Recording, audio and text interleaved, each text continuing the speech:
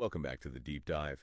We are opening up a file today that, I have to be honest, it kept me up a little late last night. You know those work nightmares, the ones where you feel like the walls are closing in, you're trying to explain yourself, but it feels like the outcome was decided before you even opened your mouth. Oh, yeah, the classic anxiety dream, the Kafkaesque trial. Exactly.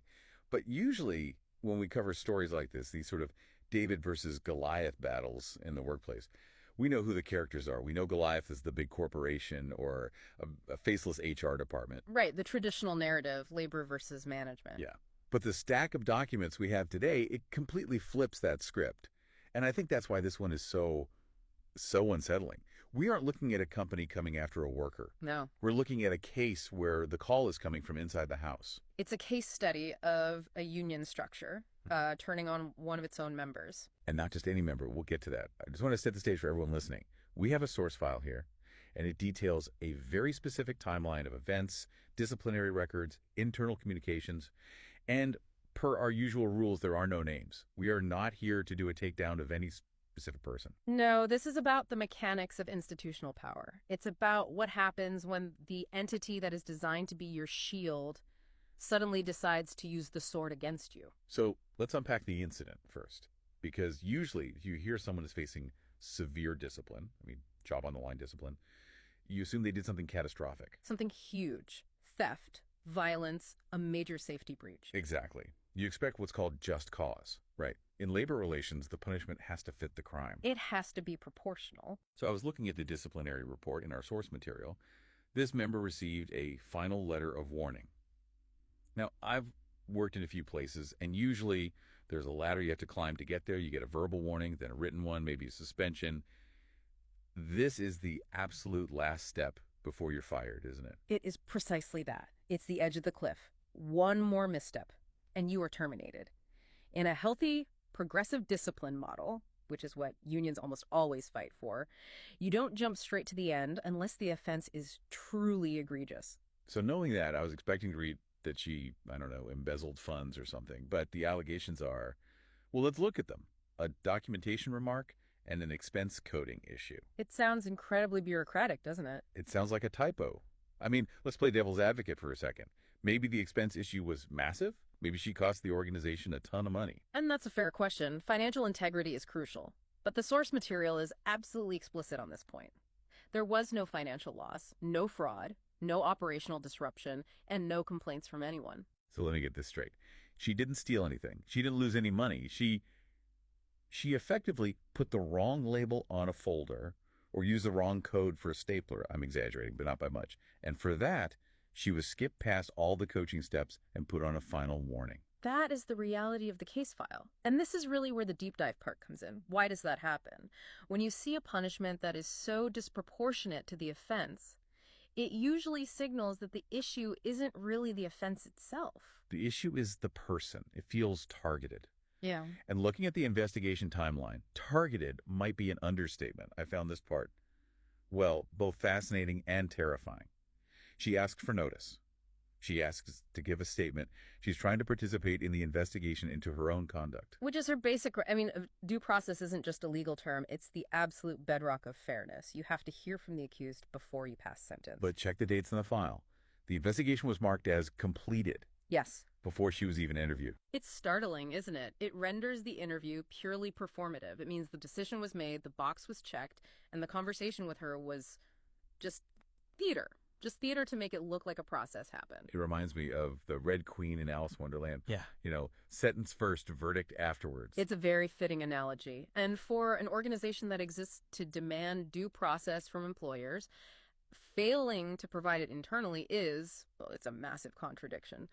But there is another layer here that takes this from just unfair to potentially, well, at least deeply unethical. We need to talk about the disability aspect. Yeah, this part made my blood boil a little bit. The source material notes that this member has a documented disability, and specifically, a disability that impacts writing and written expression. This is a critical detail, absolutely critical. And it wasn't a secret, right? Mm. I mean, sometimes people are afraid to disclose something so the employer doesn't know. But here, the timeline shows she disclosed it during her evaluation.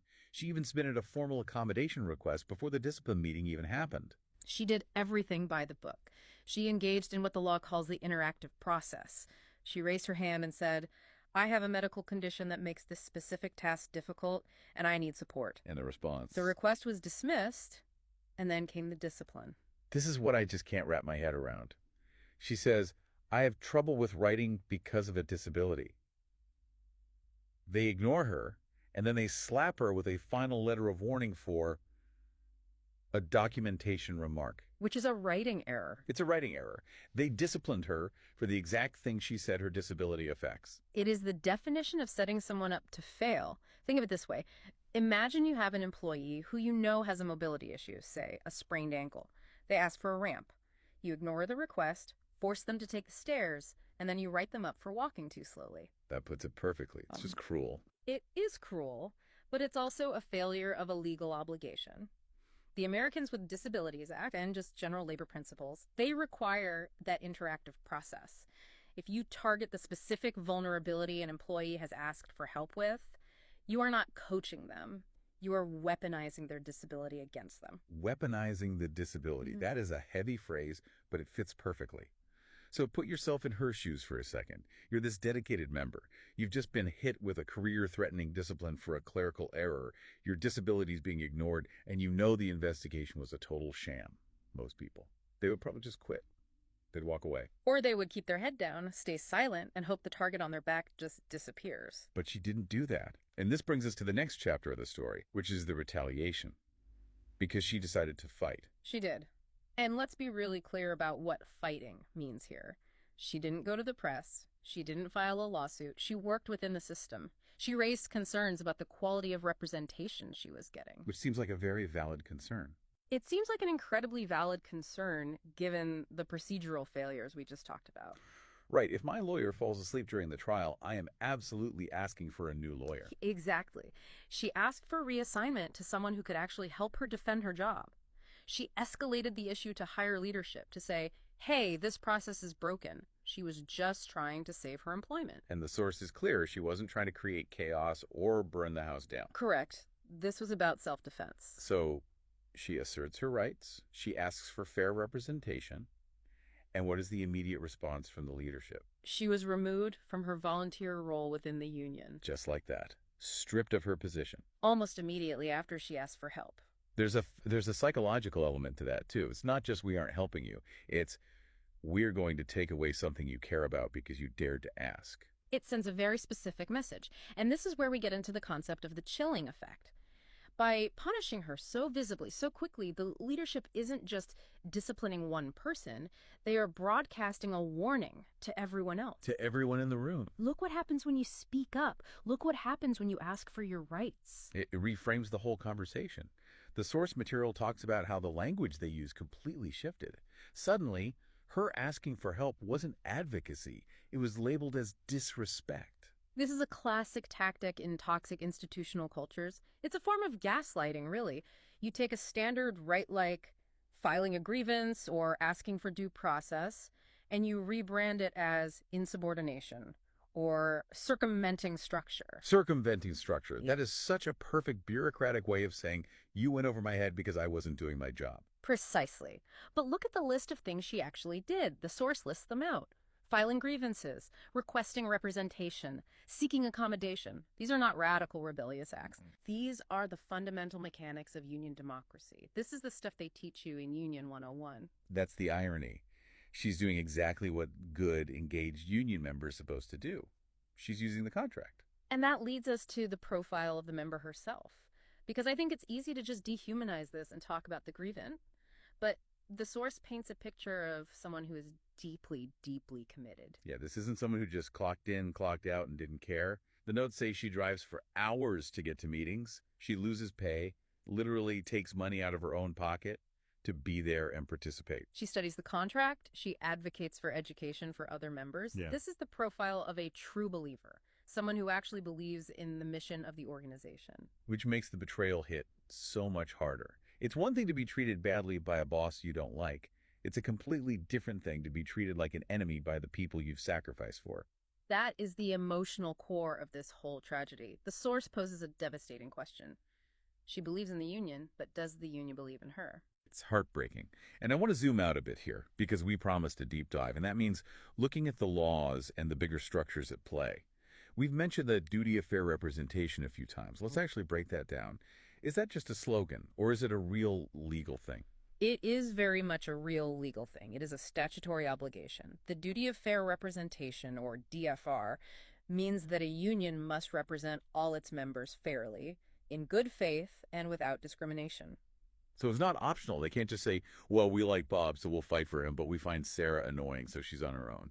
Absolutely not. That would be arbitrary and discriminatory conduct, which is legally actionable. The courts have established that a union cannot act in bad faith.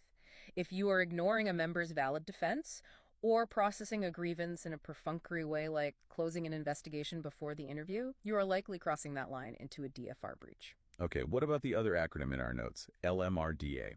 The Labor Management Reporting and Disclosure Act of 1959. This is hugely important. Historically, this law was passed because Congress saw that corruption and undemocratic practices were happening inside some unions. They realized that members needed protection not just from employers, but sometimes from their own leadership. So it's like a Bill of Rights for union members. That is exactly what Title I of the LMRDA is called, the Bill of Rights of Members of Labor Organizations. It guarantees free speech. It guarantees the right to criticize leadership without reprisal. It guarantees the right to a fair hearing. So when this member was removed from her volunteer role for escalating concerns, that's potentially bumping right up against a federal law designed to protect your speech. It certainly raises that specter. The LMRDA exists to ensure that unions remain democratic. If you punish a member for speaking out, you are not just being mean, you are violating the very spirit of the laws that allow unions to exist in the first place. The source material makes a really interesting point about the difference between strength and silence. I think there's this old school mentality, maybe it's a macho thing, that a strong union is one where everyone marches in lockstep. No dissent. Absolute unity. The command and control model. But it is an illusion of strength. It's brittle. The source argues, and I think history backs this up, that silencing members is actually a sign of profound weakness. Oh, so? Because if your leadership structure is so fragile that it cannot withstand one member asking for an accommodation or pointing out a procedural error, then your structure is already broken. You're building on sand. True strength comes from the ability to absorb criticism, to fix mistakes, and to include diverse voices. It's the difference between a team that trusts each other and a team that is just terrified of the coach. Exactly. And the terrified team rarely wins the championship. Yeah. The source mentions that this kind of internal conflict is a distraction. The real fight is supposed to be external, improving wages, conditions, safety for all workers. Every minute spent crushing a dedicated volunteer is a minute not spent fighting for the membership. It's self-sabotage. You are taking your best players off the field. You are depleting your own resources, and you're creating a culture of fear. If that member who drives hours to meetings is pushed out, who's left? The people who are just trying to survive. Yeah. Or the people who don't care enough to rock the boat. Yeah. And you can't build a movement on apathy. No, you need passion. You need the troublemakers who read the contract and ask the hard questions. They are the ones who keep the organization honest. So bringing this all back to you listening, most of us probably aren't in this exact situation. But we all work in structures. We all have leadership we report to. We do, and I think the takeaway here forces us to look at our own organizations, whether it's a union, a corporation, a nonprofit, and ask, how do we handle dissent? Do we lean in and listen? Or do we get defensive and start writing final letters of warning? Do we have safeguards in place? Internal accountability is just as important as external accountability. We often look outward for threats, the economy, the competition, hostile legislation. But as this case shows, sometimes the most dangerous threat to an organization's mission is its own refusal to follow its own rules. It's the emperor's new clothes effect. If you punish the person who points out you're naked, you're still naked. You're just naked and surrounded by people who are too scared to hand you a towel.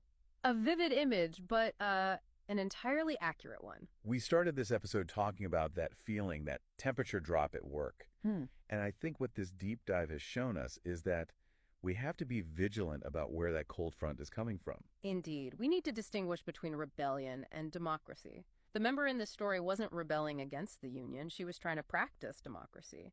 And the tragedy is that the institution couldn't tell the difference. Or refused to tell the difference. A provocative thought to leave us with. Can an institution truly be strong if it requires silence to function? That is the question. And I want you to sit with that. Think about the structures you are a part of.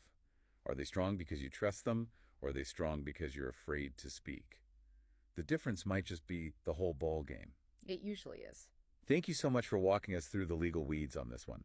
I know LMRDA and DFR aren't exactly casual dinner conversation, but understanding them is so crucial. It was my pleasure. Knowledge is really the only true protection we have. And to you listening, thanks for trusting us with your time. Keep asking questions, keep reading the fine print, and don't be afraid to be the one who raises their hand.